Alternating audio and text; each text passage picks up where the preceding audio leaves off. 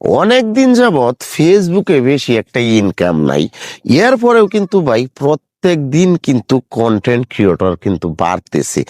এমনও মানুষ আছে আমার মতো পাপী যারা 5 বছর 7 বছর যাবৎ চেষ্টা করতেছে, এখন পর্যন্ত একটা টাকা পাইছে না। এরপরেও কিন্তু ভাই ভিডিও করতেছে, সবকিছু চলতেছে। আপনারা কি মনে করেন সবাই টাকার জন্য কাজ করে? হ্যাঁ ভাই, টাকার জন্য কাজ করলেও কিন্তু টাকা না পেলেও করতেছে, তারা ভবিষ্যতে করবে। সেটা কেন জানেন? এটা হয়েছে ভাই নেশা। নেশা মাথার ভিতরে নেশা ঢুকে গেছে ভাই, নেশা ঢুকে গেছে। ভালো লাগে না হইলেও ভাল লাগতেছে ভাইরি। যখন একটা পোস্টে দেখা গেছে দুই একটা ভালো কমেন্ট দেখতে পাওয়া যায়, কি যে ভাই ভালো লাগে ভাই, সেটাই হয়েছে ভাই বড় শান্তি। এই কারণেই কিন্তু মানুষজন কিন্তু করেই যাইতেছে।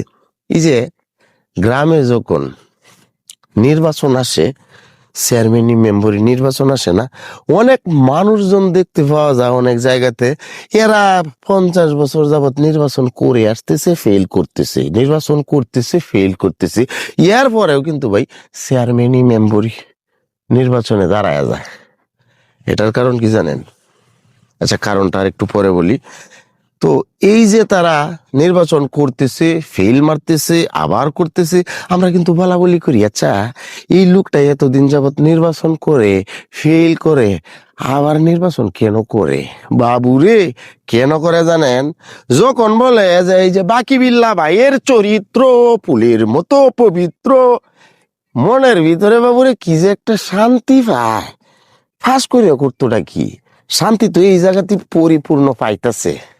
তো এই যে আমার মতো পাবলিক যারা 5 বছর 7 বছর যাবৎ ফেসবুকে কাজ করিয়া আইতেছে, বাবুরে শান্তি তো এই জায়গার মাঝে ভাই, যখন দেখি যে একটা সুন্দর একটা কমেন্ট কেউ করছে, ওরে কি শরীর একটা ভাই, কি যে একটা ভালো লাগে ভাই।